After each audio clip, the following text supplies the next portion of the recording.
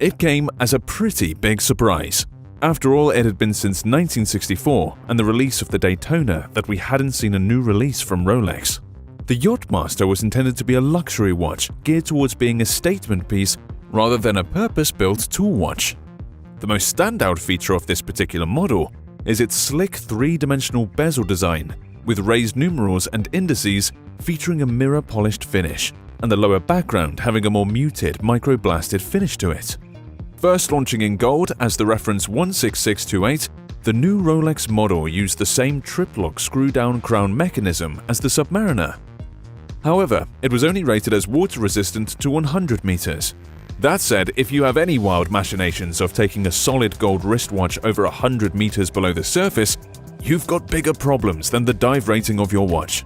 From the onset, these models were fitted with the caliber 3135 self-winding movements.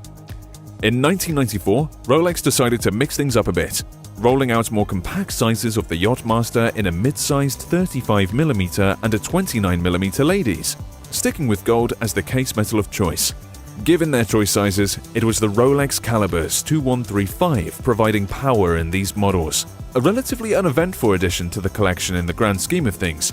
It wasn't until 1999 that things really took off for the Yacht-Master.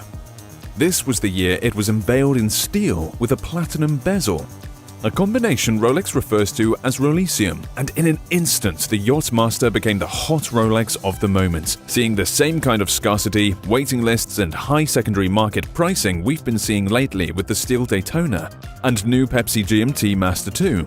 The dust eventually settled around these models, though Rolex has continued to alter the lineup with new dial variations and other minor changes through to present day.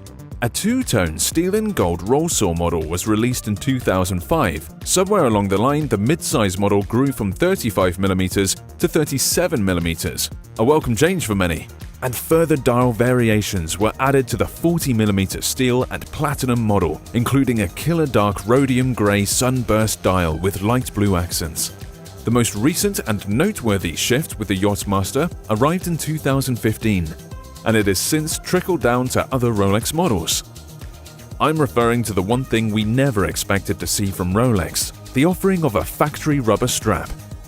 To be fair, Rolex still refers to it as the Oyster Flex bracelet, and it's hands down the most over-the-top and over-engineered rubber strap on the planet, as it even has thin metal plates inside the outer rubber form, in order to assist with the longevity and maintaining its form.